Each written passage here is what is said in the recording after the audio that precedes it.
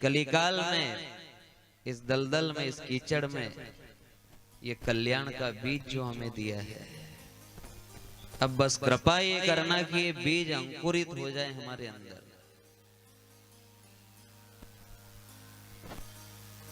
ध्यान देना, भगवान के सत्संग में, भजन में एकदम चतुर रहना चाहिए, छूट नहीं जाए। बगुला भगत तो नहीं बनना है, लेकिन बगुले जैसा ध्यान जरूर अपना होना चाहिए। ध्यान देना सभी भक्त माताएं बहनें एक एक शब्द पर। कल से ही आपको कहा कथा के प्रारंभ में ही कि आप ऊपर ऊपर अगर तैरोगे तो कुछ भी पल्ले नहीं पड़ेगा, यहाँ डूबना पड़ेगा तो ही मोती मिलेगा आपको। लग 84 योनि से हम भटकते हुए आए हैं, अब तो इस कंचन काया को समझो, और इस काया में अगर हमें सत्संग मिला है तो ये परमात्मा की बहुत बड़ी कृपा है साहब, बहुत बड़ी कृपा है।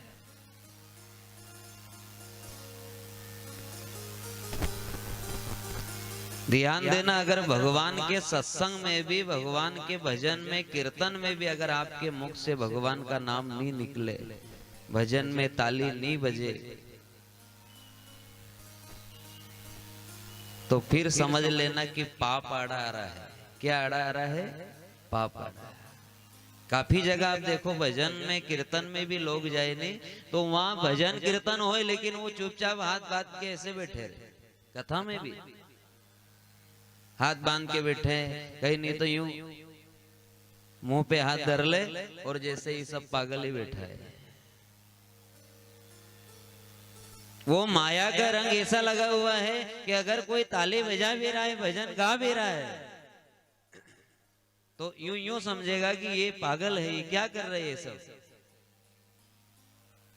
और ध्यान देना, लग 84 योनि से जीव भटकता हुआ आया है, और ये कंचन काया परमपिता परमात्मा की बहुत बड़ी कृपा है आत्मा के ऊपर। ये कंचन काया दी कि अब भजन कर ले, सेवा कर ले और मुझे प्राप्त कर ले।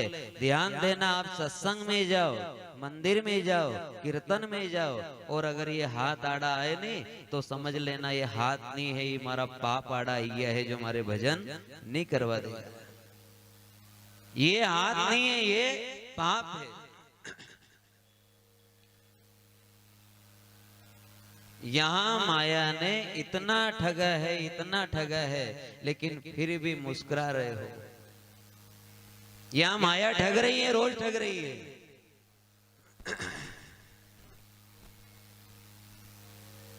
और ऐसे ठगनी माया जो ठगे जा रही है और अपन हंसे जा रहे हैं।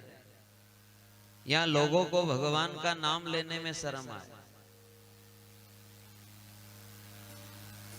काफी ऐसे भक्त है, क्या होए भगवान का पूजा पाठ करने से, क्या होए भजन करने से, भगवान का नाम लेने से भी शर्म आए। ऐसे ऐसे लोग। अब बताओ, अपना बाप का नाम लेने में कई की शर्म? अपना बाप का नाम लेने में शर्म आए क्या? प्रभु का नाम विसार के करे आन का जाप, और वेश्या थारो पूत कहे कौन है मारो बाप। प्रभु का नाम विसार के करे आन का जाप, और वेश्या थारो पूत कहे कौन है मारो बाप। अगर वेश्या का बेटा पूछे मेरा बाप कौन है तो वेश्या को शर्म आए। और यहाँ साधु संतों ने कहा है कि लग 84 योनि से जीव भटकता हुआ आता है, और लग 84 योनि से भटका हुआ जीव आया, कंचन काया मिली, और अगर बाप का नाम लेने में शर्म आवे तो उसे उसकी संतान बताया है।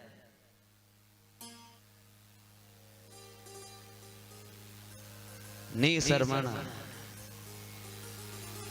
अरे वो नाम ही तो है जो हमें नामी तक पहुंचाएगा। कौन पहुंचाएगा? वो नाम ही है जो हमें नामी तक पहुंचाएगा। लेकिन ध्यान ये देना है कि नाम की महिमा क्या है। सत्संग में बैठना बहुत जरूरी है। आप तो बैठ जाओ, 5 प्रकार के महादान है, उस 5 प्रकार के महादान में से एक महादान यहाँ दिखाई दे रहा है, बहुत अच्छा लग रहा है। हमने सुना है कि यहाँ कार्यकर्ता 165 कार्यकर्ता यहाँ लगा रखे हैं, 165। और उन कार्यकर्ता की उम्र भी मैंने जब पूछी तो बोले सब युवा हैं, 24-25 वर्ष के, 30 वर्ष के, 35 वर्ष तक। हम व्यास गादी से उनको प्रणाम करते हैं। आप धन्य है कि आप सेवा दान दे रहे हो। कौन सा दान है? सेवा दान। आपके पितृ पूर्वजों की बहुत बड़ी कृपा है, ये सामरिया सेठ की गौ माता की बहुत अपार कृपा है। और ध्यान देना, नर नारी के जीवन में बहुत सारे पड़ाव आते हैं। एक एक शब्द पर ध्यान देना सभी माताएं। नर नारी के जीवन में बहुत सारे पड़ाव आते हैं, लेकिन जो सबसे महत्वपूर्ण पड़ाव है, जहां से दो रास्ते जाते हैं, एक नरक की और दूसरा वैकुंठपुर की ओर, और उस पड़ाव का नाम है जवानी, जवानी, जवानी।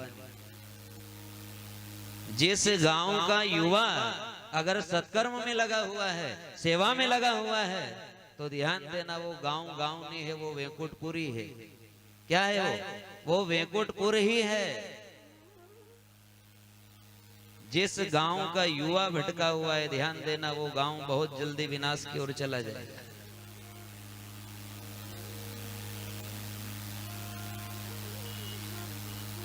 इसलिए सत्संग में ये सत्य का जो संग है, इस संग का पल्ला पकड़ के रखो। और परमपिता आप अगर देना चाहो तो हमें केवल सद्बुद्धि देना कि हम कभी भटके ना। बस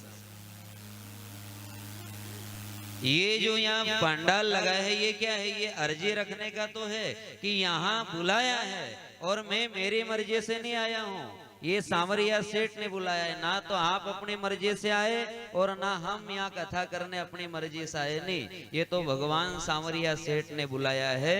और भगवान सामरिया सेठ का बहुत बहुत आभार कि भगवान ने अपने दरबार में बुलाया, गोलोक में बुलाया।